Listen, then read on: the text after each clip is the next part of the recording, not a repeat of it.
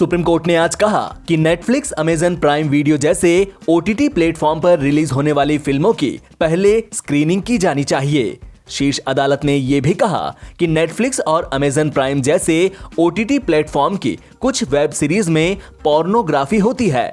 ऐसे में इस प्लेटफॉर्म पर फिल्मों को पब्लिक के लिए रिलीज किए जाने से पहले स्क्रीनिंग की जानी चाहिए। सुप्रीम कोर्ट वेब सीरीज तांडव के विवाद में अमेजन प्राइम वीडियो की हेड अपर्णा पुरोहित की याचिका पर सुनवाई कर रहा था।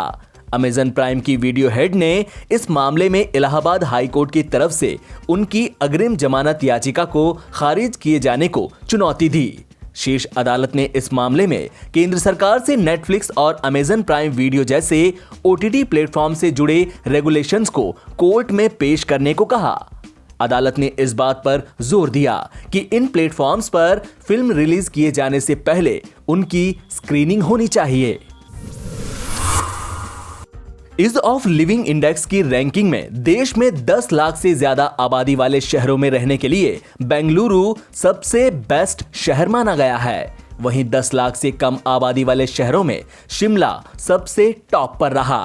केंद्रीय आवास और शहरी मामलों के मंत्रालय ने गुरुवार को ease of living index ranking 2020 जारी की।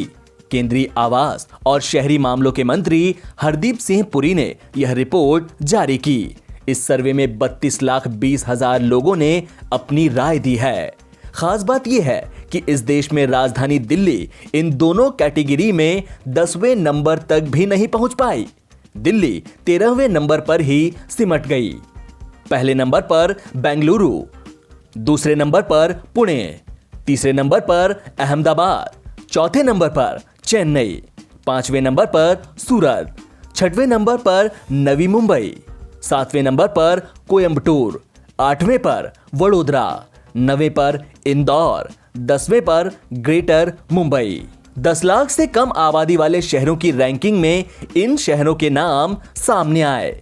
पहले नंबर पर शिमला, दूसरे पर भुवनेश्वर, तीसरे पर सिलवासा, चौथे पर काकीनाडा, पांचवें पर सेलम, छठवें पर वेल्लोर, सातवें पर गांधीनगर, आठवें पर गुरुग्राम, नवें पर दावनगेरे, 10वें पर तिरुचिरापल्ली।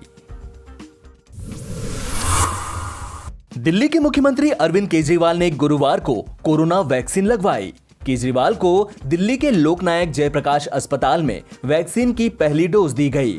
उन्हें कोविशील्ड वैक्सीन लगाई गई है। अरविंद केजरीवाल के साथ उनके माता पिता को भी वैक्सीन की पहली डोज दी गई। आपको बता दें कि अरविंद केजरीवाल की उम्र 52 साल है, लेकिन वो 10 साल से ज्यादा समय से डायबिटीज के पेशेंट हैं, इसलिए उन्होंने भी वैक्सीन लगवाई। वैक्सीन लगवाने के बाद केजरीवाल ने कहा कि हमें किसी तरह की परेशानी नहीं हुई है। मैंने और मेरे माता पिता दोनों ने LNJP में वैक्सीन लगवाया है और हमें किसी तरह की कोई परेशानी नहीं हुई। आप लोग देख रहे हैं, आपके सामने हम सब लोग बिल्कुल स्वस्थ हैं। तो मैं सभी से अपील करना चाहता हूं कि ये बड़ी अच्छी बात है कि अब कोरोना से छुटकारा देने के लिए हमारे पास वैक्सीन उपलब्ध है। सब लोग आगे आके वैक्सीन लगवाएं। जो लोग एलिजिबल हैं वो सब लोग आगे आके वैक्सीन लगवाएं। यहाँ LNJP में भी बहुत अच्छी सुविधा है। सभी डॉक्टर्स और हॉस्पिटल ने बहुत अच्छा अरेंजमेंट किया हुआ है। तो सब लोग वैक्सीन लगवाएं। इसमें अब डरने की कोई बात नहीं है। पहले जो कुछ लोगों के मन में जो शंकाएं थी वो सब शंकाएं खत्म हो चुकी हैं। पश्चिम बंगाल विधानसभा चुनावों से पहले दिलीप घोष ने आज एक बड़ा दावा किया है। उन्होंने कहा कि भारतीय जनता पार्टी राज्य में जीत का परचम लहराएगी। बीजेपी यहां की कुल 294 विधानसभा सीट में से 200 सीटें जरूर जीतेंगी। हारने का डर जिनको सताता है ना, वो इस प्रकार प्रश्न उठाते हैं। हम जानते हैं वहाँ हर प्रकार की मनमर्जी होती है, मनमानी करती है ममता बनर्जी। वो जानते हुए हम आगे बढ़ रहे हैं और आगे ही बढ़ रहे हैं लड़ते हुए। तो इसलिए उनको डर सता रही कि वो हार जाएंगे। उनका मंत्री CPM कांग्रेस को बोलते हैं आप आ जाओ साथ में, आप लड़ नहीं पाओगे। वो खुद जान के वो भी लड़ नहीं पाएंगे, इसलिए सबको साथ मिला रहे हैं। हम बोलते हैं आप सब एक हो जाओ, सबके खिलाफ लड़ के हम जीतेंगे। लंबे वक्त से आप लोग वहाँ मेहनत कर रहे हैं, अब समय नज़दीक आ गया है, कितनी उम्मीद अभी भी 200 प्लस पे है या कुछ आगे पीछे हो रहा है? 200 के नीचे नहीं है, आगे ही जाएगा। और ये तैयारी आज नहीं, 5 साल पहले से हमने शुरू किया है। उसका फेज बाय फेज हम आगे बढ़े हैं।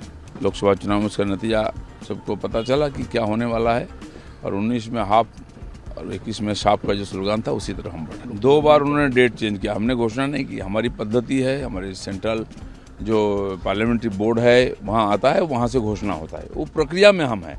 वो तो पहले बोले हम आज घोषणा करेंगे, फिर काल करेंगे, क्योंकि उस लिस्ट से कोई ना कोई रोज़ बाहर चला जाता है या तो हमारे पार्टी में आ जाता है। तो एक त्रिशंकु में वो है कि क्या निर्णय लें, कैसे लें, समस्या उनकी है। बिना चेहरे के जाना आपको नहीं लगता थोड़ा सा भारी है, क्योंकि सामने ममता बनर्जी इतने प्रदेश जीत लिया बंगाल में बिना चेहरे के, तो बंगाल नहीं जीत पाएंगे। देश में जानलेवा कोरोना वायरस एक बार फिर से पैर पसार रहा है। आज 34 दिनों के बाद देश में सबसे ज्यादा नए मामले दर्ज किए गए। पिछले 24 घंटे में कोरोना वायरस के 17,407 नए मामले दर्ज किए गए। वहीं बुधवार को 89 लोगों की मौत भी हुई। स्वास्थ्य मंत्रालय की ओर से जारी आंकड़ों के मुताबिक देश में कोरोना पॉजिटिव मामलों की संख्या 1,11,56,923 हो गई। इनमें से 1,57,435 लोगों की मौत हो चुकी है। देश में फिलहाल एक्टिव मामलों की कुल संख्या बढ़कर 1,73,413 हो गई है। वहीं कुल डिस्चार्ज हुए मामलों की संख्या 1,08,26,075 है। देश में अब तक कुल 1,66,16,048 लोगों को कोरोना वायरस की वैक्सीन लगाई जा चुकी है।